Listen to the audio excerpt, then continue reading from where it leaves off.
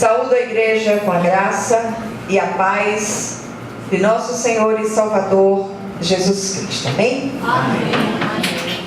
Vamos abrir nossa Bíblia hoje no livro das Lamentações do profeta Jeremias, capítulo 3, do versículo 21 ao 25. Lamentações do profeta Jeremias, capítulo 3, do versículo 21 até o 25.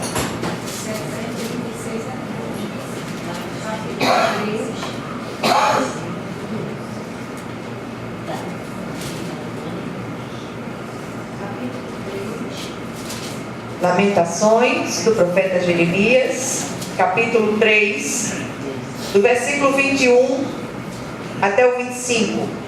Todos acharam? Amém. Diz assim a palavra do Senhor: quero trazer à memória o que me pode dar esperança. As misericórdias do Senhor são a causa de não sermos consumidos, porque as suas misericórdias não têm fim, renovam-se cada manhã. Grande é a tua fidelidade. A minha porção é o Senhor, diz a minha alma, portanto esperarei nele. Bom é o Senhor para os que esperam por ele, para a alma que o busca. Amém? Amém. Vamos orar. Lamentações, capítulo 3, do versículo 21 ao 25. Aí você está em Jeremias. O que eu tenho aqui começa no Garizal. Você está no livro das Lamentações, você está no livro de Jeremias. É Lamentações do profeta Jeremias. Lamentações do profeta Jeremias. Vamos orar?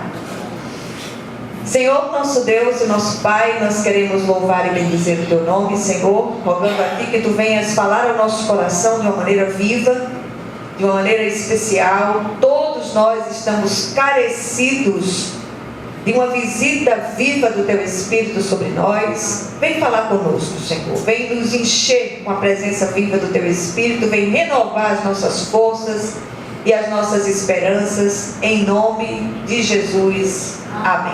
Amém. Glória a Deus. A minha oração hoje é para que todos nós possamos redescobrir a verdadeira esperança, mesmo no meio das agonias, das tribulações, das enfermidades, das perseguições. E eu queria chamar a atenção de vocês para o poder sobrenatural do Senhor de mudar aquilo que parece impossível.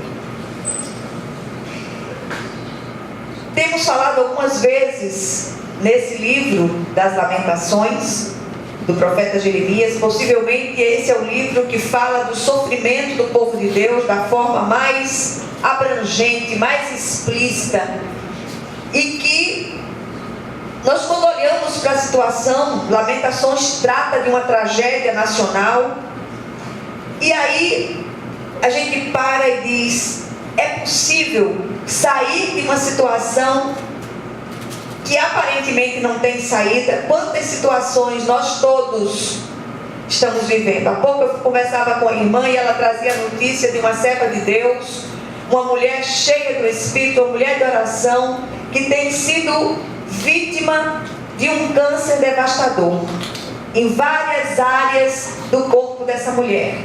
E ela, apesar de uma quimioterapia violenta que a deixa extremamente debilitada, ela está ali cheia de fé, cheia de alegria no coração, dizendo: vai dar tudo certo.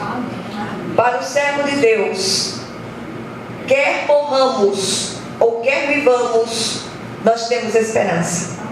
O Senhor é aquele que nos conduz em triunfo. Lamentações é chamado também de cântico fúnebre da nação morta. Nós já falamos sobre isso inúmeras vezes, mas nós estamos todos tão carecidos de uma esperança viva.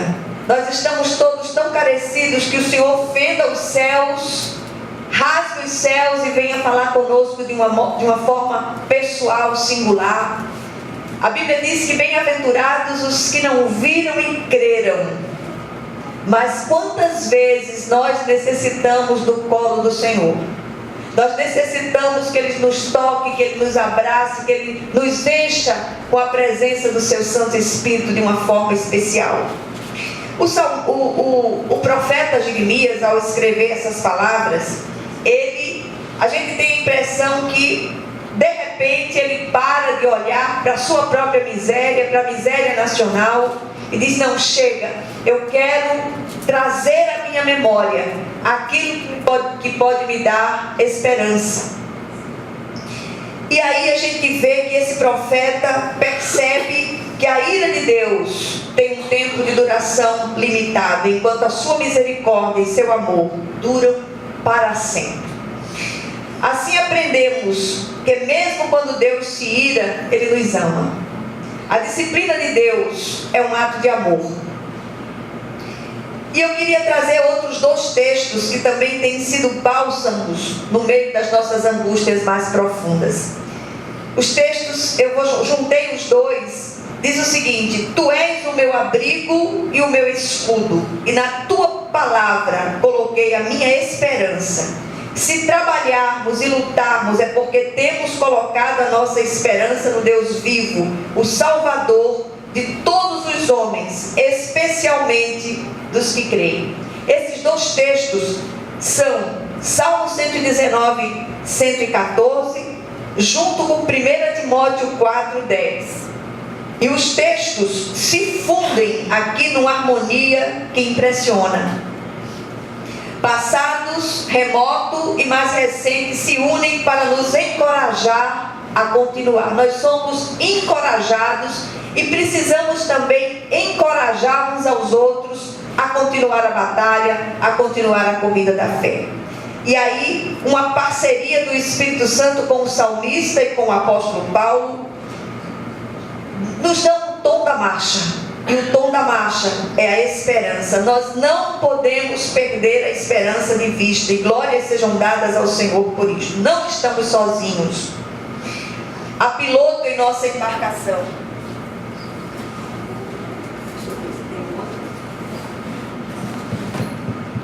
Há piloto em nossa embarcação.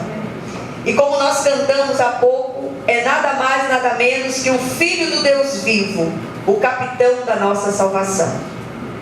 Eu queria deixar o outro microfone aqui a postos, porque se esse der problema, gente... É a caixa. É a caixa? Bom, mas vamos entregar a palavra em nome de Jesus, tá certo?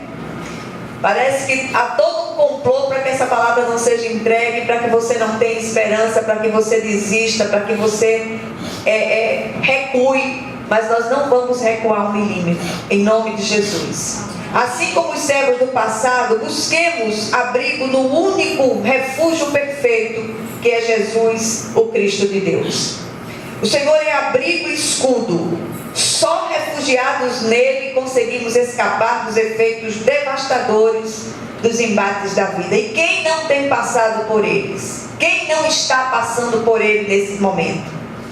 Temos falado de maneira recorrente sobre este assunto e iremos até exaustão se for preciso. E aí a palavra vai para inundar os corações daqueles que estão entristecidos, desesperançados em nosso meio. Às vezes manifestamos esta esperança mesmo em meio às lágrimas que insistem em correr. Mas isto não significa que não cremos.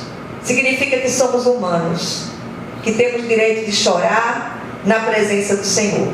Por esta esperança viva que nos acena com as saídas impensáveis e com as possibilidades não cogitadas pela nossa humanidade limitada, é que tenho insistido com este tema dia após dia. Outro dia uma pessoa disse: você fala tanto de esperança. Eu digo: porque eu preciso desesperadamente da esperança. Sem esperança não dá para a gente viver. O povo de Deus precisa aprender a buscar o Senhor de todo o coração. E é necessário que saiamos da nossa racionalidade e adentremos o sobrenatural das insondáveis riquezas de Deus.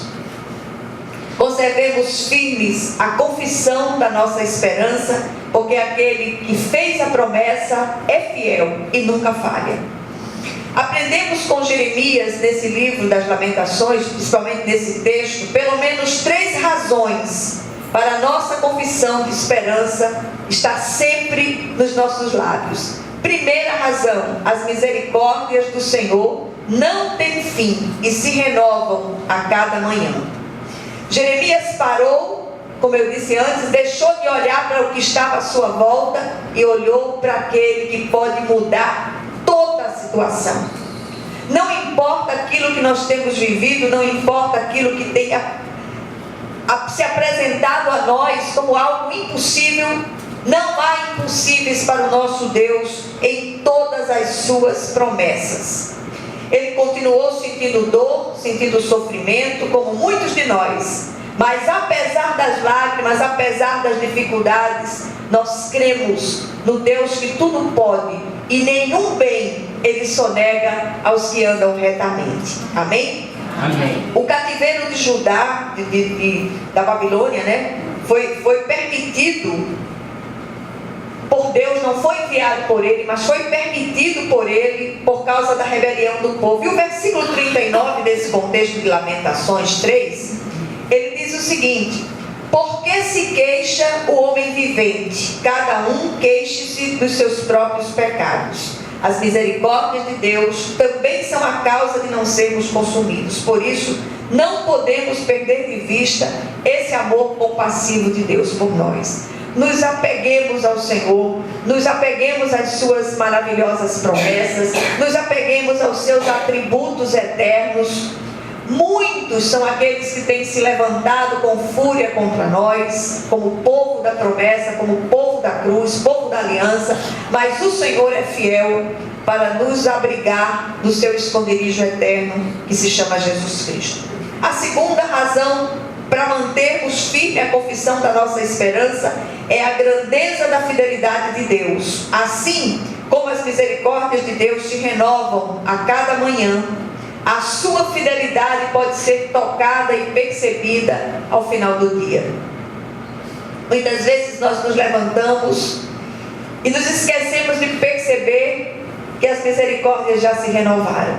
E o Senhor começa a se mover na nossa direção lindamente, mesmo apesar de todos os embates do dia, mas no final do dia a gente percebe a fidelidade de Deus por nós, nos livrando, nos guardando, nos protegendo, em nome de Jesus. Por falar nisso, você já contou as bênçãos hoje? Deus é fiel ao seu povo e espera pacientemente que o seu povo descubra a sua fidelidade imutável. A consciência da misericórdia e da fidelidade de Deus fez Jeremias redescobrir a esperança viva, e isso lhe deu um novo ânimo em meio a todo aquele caos. Olha, não há como exagerar os dias de cativeiro de Babilônia. A desgraça era nacional. Não havia como amenizar o que estava acontecendo ali. Mas o profeta, do meio da sua agonia mais profunda, ele brada das profundezas: a minha porção é o Senhor. E eu queria declarar isso hoje também. A minha porção é o Senhor. Quantas lutas por fora e quantos temores por dentro nós temos enfrentado. Pelo fato do Senhor ser a porção do profeta, ele poderia esperar nele o quanto fosse necessário. Isso não era confissão de pensamento positivo, era certeza absoluta do agir de Deus. E é essa certeza que o povo de Deus de hoje precisa ter. Em terceiro lugar, a terceira razão para ele confessar a sua esperança é que a bondade do Senhor se manifesta aos que esperam nele. O Senhor é bom. O Senhor é bom o tempo todo. Mesmo quando coisas difíceis, complicadas nos acontecem, o Senhor não deixa de ser bom.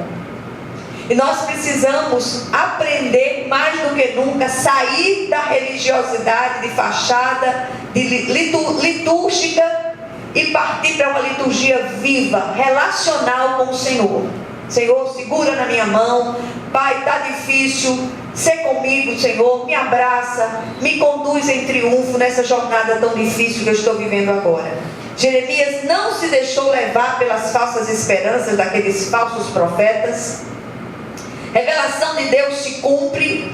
Às vezes a espera faz parte da resposta. O que não é fácil para nós, que temos pressa, necessidade tem pressa, mas muitas vezes o Senhor quer nos ensinar confiança. Difícil, dificílimo, mas é sobrenaturalmente possível pelo Espírito de Deus. A palavra do Senhor nos assegura que Ele é bom e que a sua misericórdia dura para sempre. Contudo, a bondade e a misericórdia de Deus não nos dão licença para fazer coisas fora da vontade de Deus.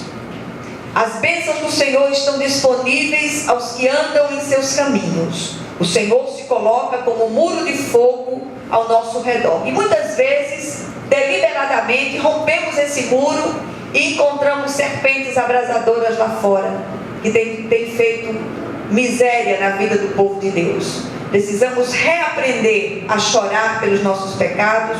Do contrário, nos tornaremos cínicos e insensíveis. As lágrimas são excelentes fertilizantes para as nossas lutas, para as nossas orações. Que nós possamos dizer: Senhor, tem misericórdia de mim. O que nós aprendemos aqui, rapidamente? Em primeiro lugar, por mais difíceis que sejam as nossas adversidades e assolações, elas poderiam ser ainda piores, à semelhança do que aconteceu a toda a nação de Judá nos dias do cativeiro de Babilônia.